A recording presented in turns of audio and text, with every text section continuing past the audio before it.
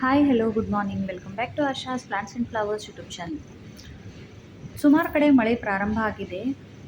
ಮಳೆಗಾಲ ಅಂತಲ್ಲ, ಆದರೂ ಕೂಡ ಮಳೆ ಆಗ್ತಾ ಇದೆ. ವಾರದಲ್ಲಿ ಒಂದು 3-4 ಸರಿ ಮಳೆ ಆಗ್ತಾ ಇದೆ.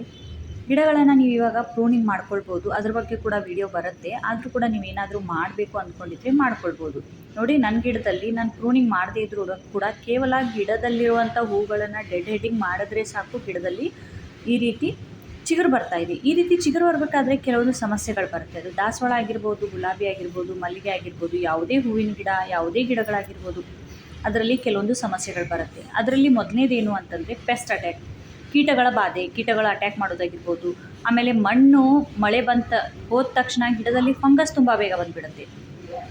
ಆಮೇಲೆ ನೆಕ್ಸ್ಟ್ ಬರುವಂಥದ್ದು ಡೈಬ್ಯಾಕ್ ಬರುವಂಥದ್ದು, ಅಥವಾ ಗಿಡದಲ್ಲಿ ಆಫಿಡ್ಸ್ ಮಿಲಿಬಗ್ಸ್ಗಳ ಅಟ್ಯಾಕ್ ತುಂಬ ಆಗ್ತಾ ಹೋಗುತ್ತೆ. ಇದನ್ನು ಹೇಗೆ ನಿವಾರಣೆ ಮಾಡಬೇಕು, ಗಿಡಗಳನ್ನು ಮಳೆ ಬಂದ ತಕ್ಷಣ ಹೇಗೆ ಆರೈಕೆ ಮಾಡಬೇಕು, ಯಾವ ಒಂದು ಪೆಸ್ಟಿಸೈಡನ್ನು ಅಥವಾ ಕೀಟನಾಶಕವನ್ನು ಸ್ಪ್ರೇ ಮಾಡೋದ್ರಿಂದ ಗಿಡದಲ್ಲಿ ಯಾವುದೇ ರೀತಿಯ ಫಂಗಸ್ ಆಗಲ್ಲ ಅನ್ನೋದನ್ನು ಈ ವಿಡಿಯೋನಲ್ಲಿ ತಿಳಿಸ್ಕೊಡ್ತಾ ಇದ್ದೀನಿ. ವಿಡಿಯೋನ ಎಲ್ಲೂ ಸ್ಕಿಪ್ ಮಾಡಬೇಡಿ, ವಿಡಿಯೋನ ಪೂರ್ತಿಯಾಗಿ ನೋಡಿ ಅಂತ ರಿಕ್ವೆಸ್ಟ್ ಮಾಡ್ಕೊಳ್ತಾ, once again welcome back to Asha's plants and flowers YouTube channel. ನೋಡಿ, ನಮ್ಮ ಕಡೆ ಕೂಡ ಮಳೆ ಆಗ್ತಾ ಇದೆ. ಹಾಗಂತ ಕಂಟಿನ್ಯೂಸ್ ಆಗಿ ಮಳೆ ಇಲ್ಲ, ಆವಾಗವಾಗ ಮಳೆ ಆಗ್ತಾ ಇದೆ. ಹೀಗಿರುವಾಗ ನೀವೇನು ಮಾಡಬೇಕು, ಗಿಡಗಳನ್ನು ಚೆನ್ನಾಗಿ ಗಮನ ಕೊಟ್ಟು ಅಬ್ಸರ್ವ್ ಮಾಡಿ.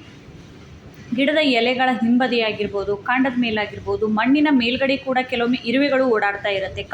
ಇರುವೆಗಳಾಗಿರ್ಬೋದು, ಕೆಂಪಿರುವೆಗಳಾಗಿರ್ಬೋದು, ಇನ್ನೂ ಯಾವುದೇ ರೀತಿಯ ಈ ಕಪ್ಪು ಒಂದು ಬಣ್ಣದ ಕೀಟ ಬರುತ್ತೆ. ಅದಕ್ಕೆ ಹೆಚ್ಚಿಗೆ ಕಾಲುಗಳಿರುತ್ತೆ. ಅದಕ್ಕೆ ಏನಂತಾರೆ ಅಂತ ನನಗೆ ಅಷ್ಟೊಂದು ಗೊತ್ತಿಲ್ಲ. ಮೋಸ್ಟ್ಲಿ ಮಿಡತೆ ಇರ್ಬೋದು.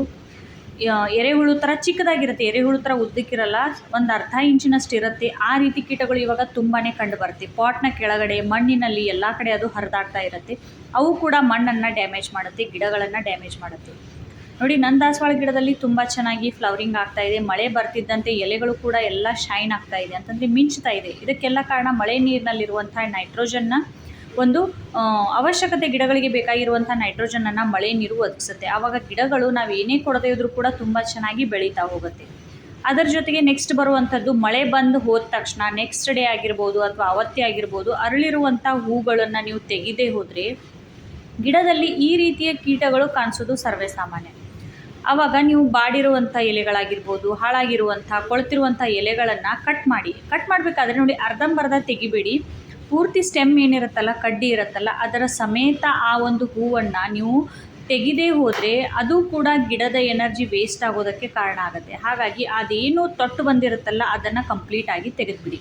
ಜೊತೆಗೆ ಪಾಟ್ನಲ್ಲಿರುವಂಥ ಮಣ್ಣಿನ ಮೇಲೆ ಉದುರಿರುವಂಥ, ಒಣಗಿರುವಂಥ, ಬಾಡಿರುವಂಥ ಹೂಗಳನ್ನು ಕೂಡ ತೆಗಿತಾ ಇರಿ. ಇದರಿಂದ ಕೂಡ ಮಣ್ಣಿನಲ್ಲಿ ತುಂಬ ಬೇಗ ಫಂಗಸ್ ಬರುತ್ತೆ. ಯಾಕಂತಂದರೆ ಆ ಬಾಡಿರುವಂಥ ಹೂವಿನ ಮೇಲೆ ಮಳೆ ನೀರು ಬಿದ್ದಿರುತ್ತೆ. ಅದು ಮಾಯಿಶ್ಚರನ್ನು, ತೇವಾಂಶವನ್ನು ಹೋಲ್ಡ್ ಮಾಡಿಟ್ಕೊಂಡಿರುತ್ತೆ. ಅದು ಪಾಟ್ನ ಕೆಳಗಡೆ ಬಿದ್ದಾಗ, ಪಾಟ್ ಮೇಲೆ ಬಿದ್ದಾಗ ಅಲ್ಲಿ ಕೂಡ ಫಂಗಸ್ ಆಗುವಂಥ ಸಾಧ್ಯತೆ ಇರುತ್ತೆ. ಹಾಗಾಗಿ ಹೂ ಅರಳ್ತಾ ಬಾಡೋಯ್ತಾ ಅದನ್ನು ತೆಗೆದುಬಿಡಿ.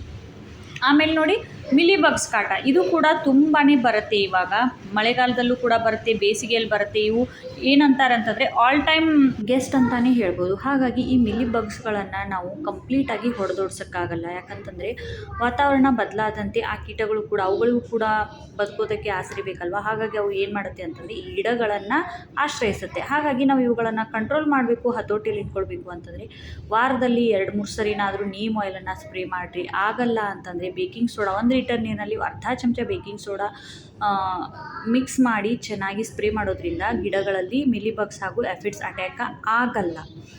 ತುಂಬಾ ಆಯಿತು, ಅದನ್ನು ಕೂಡ ಮುಂದೆ ವಿಡಿಯೋನಲ್ಲಿ ತೋರಿಸ್ತೀನಿ. ತುಂಬ ಆದರೆ ಏನಾಗುತ್ತೆ ಅಂತಂದರೆ ಗಿಡದ ಎಲೆಗಳು ಹಳದಿ ಆಗೋದಕ್ಕೆ ಪ್ರಾರಂಭ ಆಗುತ್ತೆ. ನೋಡಿ, ಇವಾಗ ಮಳೆಯಲ್ಲಿ ಈ ರೀತಿ ಕೀಟಗಳು ಅತಿಯಾಗಿ ಕಂಡು ಬರ್ತಿರ್ಬೋದು.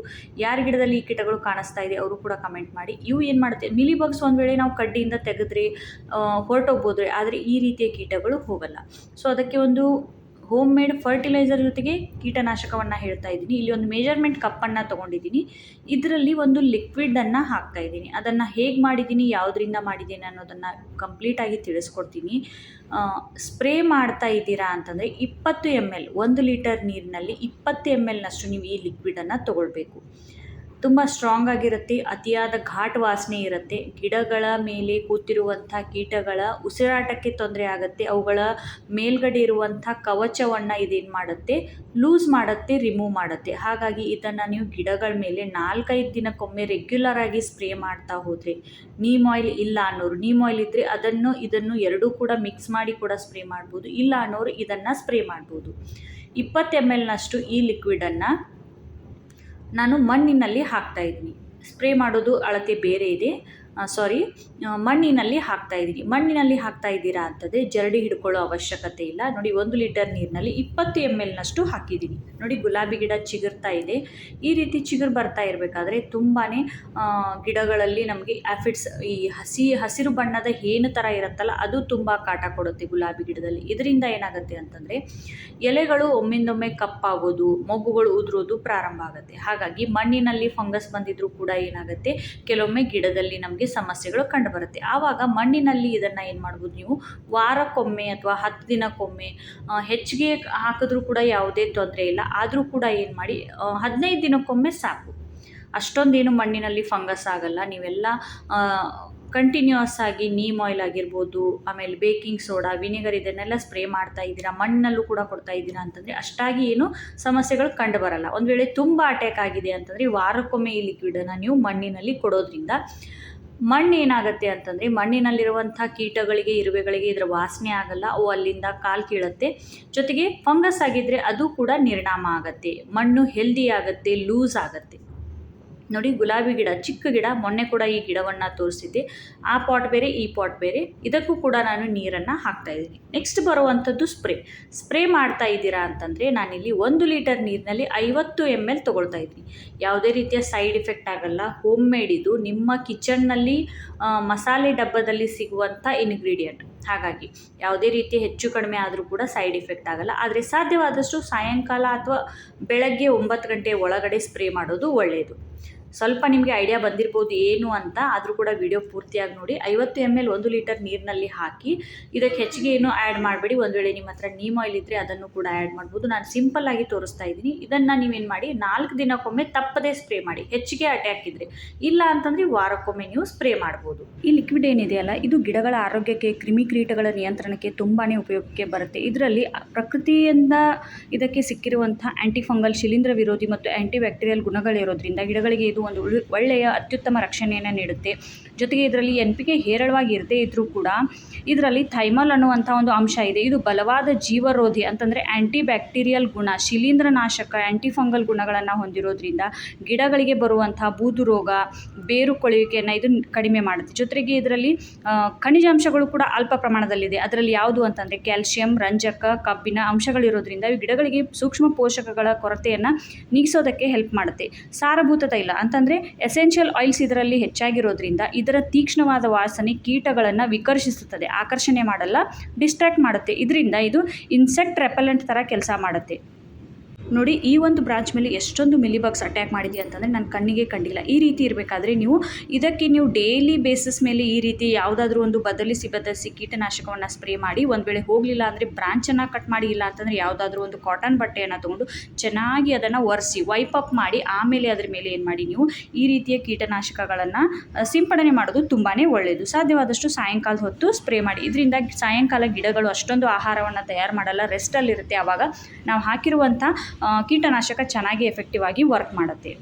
ಇದನ್ನು ಸ್ಪ್ರೇ ಮಾಡೋದ್ರಿಂದ ಗಿಡಗಳ ಲೀಫ್ ಕರ್ಲ್, ಮುರುಟು ರೋಗ ಬರ್ತಾ ಇದ್ರಿ, ಬಿಳಿ ನುಸಿ, ವೈಟ್ ಫ್ಲೈಸ್ ಬರ್ತಾ ಇದ್ರಿ, ಆಮೇಲೆ ಇವಾಗ ಮಳೆ ಬಂದು ಹೋದ ನಂತರ ನೀರಿನಲ್ಲಿ ತುಂಬ ನೀರು ನಿಂತ್ಕೊಂಡಿರುತ್ತೆ. ಆವಾಗ ಬೇರುಗಳು ಕೊಳೆಯುವಂಥ ರೂಟ್ ರಾಟ್ ತುಂಬ ಆಗ್ತಾಯಿದ್ರೆ ಅದನ್ನು ಕೂಡ ಇದೇನು ಮಾಡುತ್ತೆ, ಚೆನ್ನಾಗಿ ಹೆಲ್ಪ್ ಮಾಡುತ್ತೆ. ಮಣ್ಣಿನಲ್ಲಿ ಇದನ್ನು ನೀವು ಹಾಕೋದ್ರಿಂದ ಗಿಡದ ಮಣ್ಣು ಕೂಡ ಚೆನ್ನಾಗಿ ಹೆಲ್ದಿಯಾಗಿ ಉಳ್ಕೊಳ್ಳೋದಕ್ಕೆ ಕೂಡ ಇದು ಹೆಲ್ಪ್ ಮಾಡುತ್ತೆ. ನೋಡಿ, ನಾನಿಲ್ಲಿ ಚೆನ್ನಾಗಿ ಇದನ್ನು ಒರೆಸಿ ಕೂಡ ತೆಗಿತಾ ಇದ್ದೀನಿ. ಯಾಕಂತಂದರೆ ಒಂದೇ ಒಂದು ಬಿಳಿ ಮಿಲಿಬಗ್ ಅದರಲ್ಲಿ ಉಳ್ಕೊಂಡ್ರೂ ಕೂಡ ಗಿಡ ಏನಾಗುತ್ತೆ, ಮತ್ತೆ ಅದೇ ಒಂದು ರೋಗಕ್ಕೆ ತುತ್ತಾಗುತ್ತೆ. ಹಾಗಾಗಿ ಸಾಧ್ಯವಾದಷ್ಟು ಯಾವುದೇ ಗಿಡದ ಮೇಲೆ ಹೆಚ್ಚಾಗಿ ಅಟ್ಯಾಕ್ ಆಗಿದೆ ಅಂತಂದರೆ ಒಂದು ಕಟ್ ಮಾಡೋದು ಒಳ್ಳೆಯದು, ಇಲ್ಲ ಅಂತಂದರೆ ಈ ರೀತಿ ಒರೆಸಿ ತೆಗೆಯೋದು ತುಂಬಾ ಉತ್ತಮ.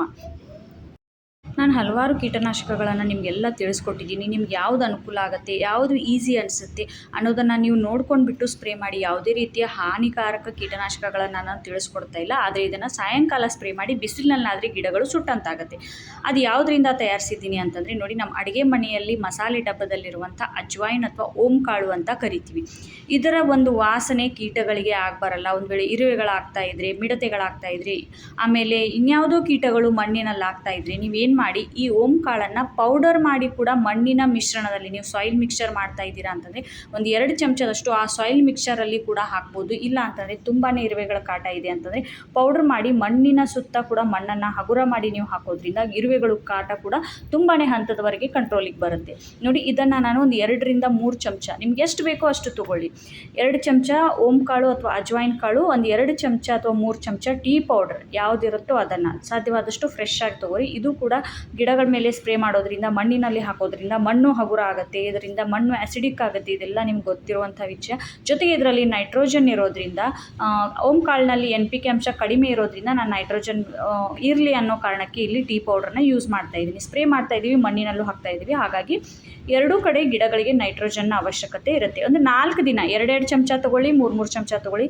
ಎಷ್ಟು ಬೇಕೋ ಅಷ್ಟು ನೀರಿನಲ್ಲಿ, ಅರ್ಧ ಲೀಟ್ರ್ ಆಗಿರ್ಬೋದು, 1 ಲೀಟ್ರ್ ಆಗಿರ್ಬೋದು, ನೀರಿನಲ್ಲಿ ಮಿಕ್ಸ್ ಮಾಡಿ 4ರಿಂದ 5 ದಿನಗಳವರೆಗೆ ಚೆನ್ನಾಗಿ ನೆನೆಸಿ ಆ ನಂತರ ನಾನು ಹೇಳಿರುವಂಥ ಮೆಥಡ್ನಲ್ಲಿ ನೀವು ಗಿಡಗಳಿಗೆ ಅಪ್ಲೈ ಮಾಡಿ ನೋಡಿ. ನಿಮ್ಮ ಗಿಡಗಳು ಕೂಡ ಆರೋಗ್ಯವಾಗಿ ಬೆಳೆಯೋದ್ರಲ್ಲಿ ಯಾವುದೇ ರೀತಿಯ ಡೌಟ್ ಇಲ್ಲ. ಜೊತೆಗೆ ಗಿಡದಲ್ಲಿ ಮಣ್ಣಿನಲ್ಲಿ ಫಂಗಸ್ ಕೂಡ ಬರಲ್ಲ. ತುಂಬ ಜನರ ಕಮೆಂಟ್ ಇರುತ್ತೆ. ಸೊ ಈ ವಿಡಿಯೋ ಇಲ್ಲಿಗೆ ಮುಗಿಸ್ತಾ ಇದ್ದೀನಿ. Thanks for watching. Bye. Happy gardening.